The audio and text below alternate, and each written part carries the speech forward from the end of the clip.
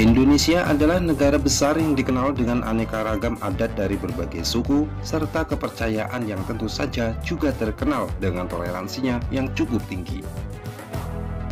Bukan hanya dari kebiasaan yang unik, Indonesia juga dikenal mempunyai kebiasaan ritual yang belum tentu ada di negara lain. Salah satunya adalah prosesi pemakaman yang dikenal paling unik dan paling ekstrim di seluruh dunia. Dari cara pemakaman yang sebagian orang mungkin menilainya tidak lazim inilah, sehingga pemakaman tersebut dikenal sebagai pemakaman terangker.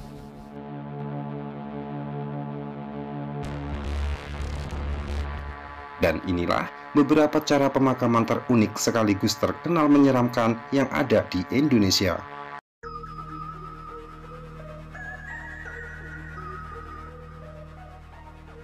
Warga yang berada di Desa Trunyan, Kecamatan Kintamani, Kabupaten Bangli, Provinsi Bali ini mempunyai tradisi dan tata cara unik dalam prosesi pemakaman jenazah.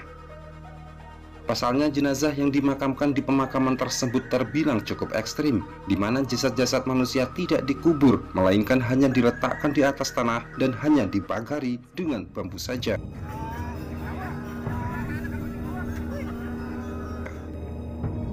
Namun ada hal yang paling menarik di pemakaman Trunyan ini, di mana jasad-jasad ini ternyata sama sekali tidak berbau busuk. Pohon besar yang berdiri di lokasi inilah yang diyakini oleh masyarakat sebagai lantaran mayat-mayat di sini tidak mengeluarkan aroma bau. Seperti yang kita bisa lihat saat ini, mayat-mayat manusia bisa kita lihat dengan sangat jelas proses pembusukannya dan tulang-tulang tengkorak yang disusun rapi di tepi makam ini. Kendati demikian, makam ini dikenal sebagai makam yang sangat angker di Indonesia.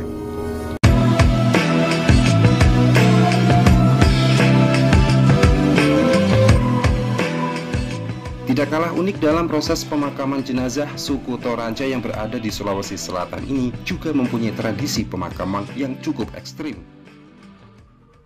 Kepercayaan animisme atau juga disebut sebagai Aluk Todolo atau agama leluhur dari nenek moyang ini sudah ada sejak abad ke-20 Masehi. Bukan hanya satu keunikan saja dalam upacara pemakaman jenazah, melainkan ada beberapa cara yang berbeda dalam ritual pemakaman tersebut. Di antaranya kuburan Batu Lemo.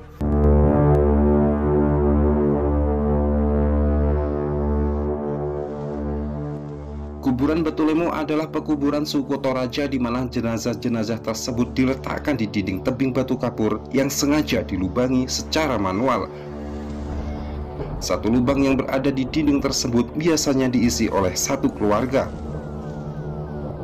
Bukan tanpa alasan mengapa mereka meletakkan jenazah keluarganya di dinding tersebut. Pasalnya, menurut keyakinan suku Toraja, semakin tinggi peletakan jenazah tersebut, maka derajat arwahnya juga akan semakin tinggi dan dekat dengan Sang Pencipta. Namun beda hal apabila yang meninggal adalah seorang anak di bawah 6 bulan, maka jasadnya akan dikuburkan di batang pohon-pohon besar yang diyakini sebagai warisan sakral leluhur mereka. Selain daripada itu, keunikan lain di Tanah Toraja adalah adanya kuburan Gua Londa, di mana gua ini dipenuhi peti-peti berisi jenazah manusia. Permukaan dinding gua yang lembab dan dipenuhi tulang-tulang manusia menjadi pantangan penting bagi wisatawan, supaya jangan sekali-kali menggesernya, yang tentu saja semakin menambah kesan angker lokasi ini. Tanah Toraja yang berada di Sulawesi Selatan ini memang mempunyai keunikan dalam proses pemakaman jenazah yang terkenal paling unik di dunia. Seperti halnya makam gantung yang juga berasal dari suku Tanah Toraja ini, di mana cara pemakamannya juga berada di dinding tebing yang tinggi menjulang. Namun sedikit berbeda dengan pemakaman Batu Lemo, di makam gantung ini juga bisa kita melihat peti-peti jenazah yang digantung di dinding tebing yang sangat tinggi.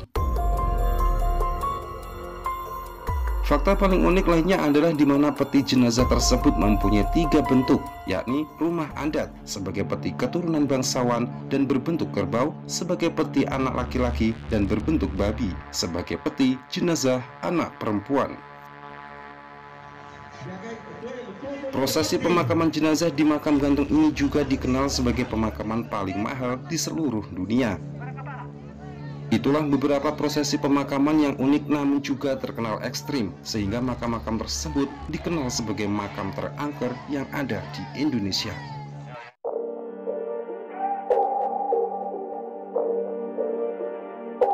Adat istiadat yang tercipta dari nenek moyang antar suku yang ada di Indonesia memang selayaknya kita hargai tanpa memandang sebelah mata.